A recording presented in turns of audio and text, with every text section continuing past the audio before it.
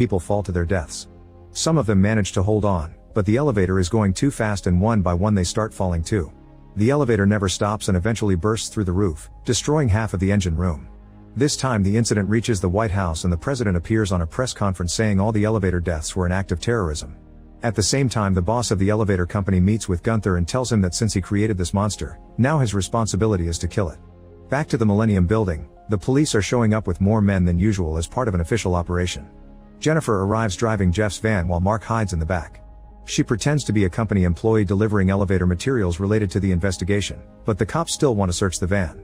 At that moment she gets a call from Chip, who tells her that biochips are still an ongoing project and now they're using humans instead of animals. The police get tired of Jennifer buying time and force her to hang up before locking her up in a room. Meanwhile Mark gets out of the van without being seen and enters the building by hiding underneath a police truck. While the cops keep bringing in boxes of ammo and explosives, Mark carefully sneaks around and uses his master key to open a service elevator, jumping on top of the box right before the cops use it to reach the last floor.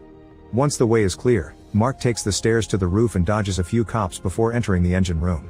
There he uses his key again to activate one of the main elevators, which is seen by the guards on the main computer. After grabbing a lamp, Mark goes back to the last floor and rushes into the main elevator right before the cops could see him.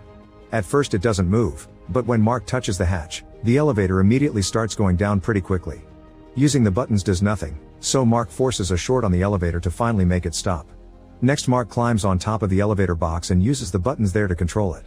He goes up a few floors and makes the elevator stop when he notices a mysterious message on the wall written in blood. Mark checks inside a hole and is startled when a bird flies out, but there's nothing else so he starts going up with the elevator again. A few floors later, he finds a strange white substance on another hole and sparks on the cables above.